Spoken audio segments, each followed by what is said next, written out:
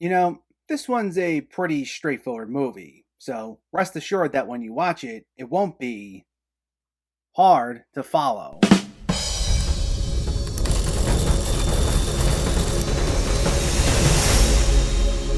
What's going on, everyone? Welcome back to my channel. Today we're talking about a brand new Netflix release, The Harder They Fall. Before we begin, let me know in the comments what your thoughts on this movie were, if you already saw it, or if you were planning on seeing it, and make sure to hit that thumbs up button if you like these reviews, as it helps me out immensely by getting my content out there. And if you're new here, I hope you consider hitting that subscribe button so you can stay up to date with reviews of new releases, older films, hidden gems, and so much more on a near daily basis. But let's jump right into it, and let's talk about The Harder They Fall. This stars Jonathan Majors as Nat Love, who discovers that his enemy, Rufus Black, played by Idris Elba, is being released from prison, so he rounds up his gang to track Rufus down and seek revenge.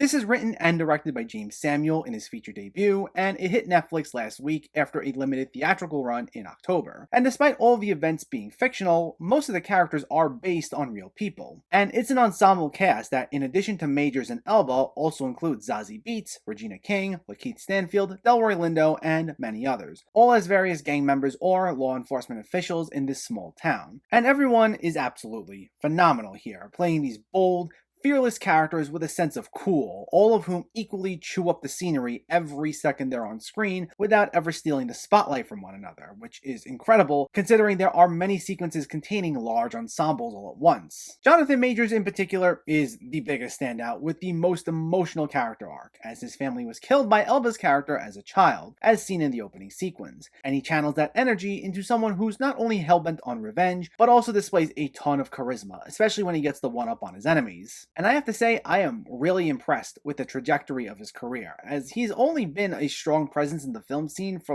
only the past few years, but only in supporting roles, with this being his first starring term. Yet this quickly proved how fantastic of a leading man he can be, giving us a captivating performance that immediately hooks you in from his very first scene. And if this is any hint of what's to come from him, I'm going to be hyped anytime we get a new film with him front and center. Now, while this is Samuel's feature debut, he's no stranger behind the camera, having directed short films that accompany his music videos under his stage name The Bullets, and he directs each sequence here with such a unique sense of style, giving the film a feel that mixes spaghetti westerns and old gangster movies, but in the vein of a hyper-stylized music video, with bombastic tunes blasting throughout each sequence that manage to not only just heighten the dramatic tension, but crank up this sense of fun. And let me tell you, this movie is the embodiment of fun. I've heard a lot of people compare this to a Tarantino movie, and while this definitely has a voice of its own, I certainly had a lot of fun with this in the way I would with a Tarantino movie. In between sequences of standoffs and tense confrontations among all these characters are these absolutely bloody shootouts that feel so smooth in their choreography, with the slick editing and quick movements bringing a sense of excitement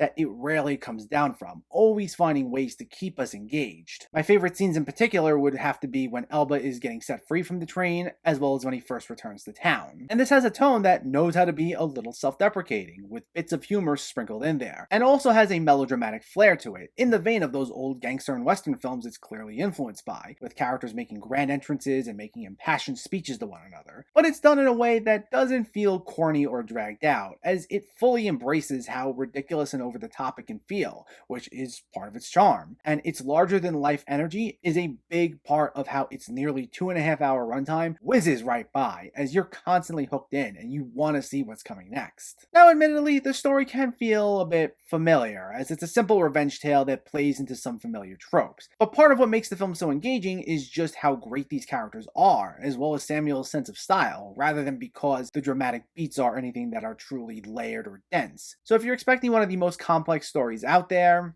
just temper your expectations slightly. The Harder They Fall is an absolute blast from start to finish. It's bloody, bold, and brash, and it embraces every single minute of it, wanting you to come along for the ride. Anchored by the strong performances by the entire cast, as well as Samuel's distinct sense of style, this is some of the most fun I've had watching a movie all year, and even if you're not a big Western fan, I implore you give this a shot.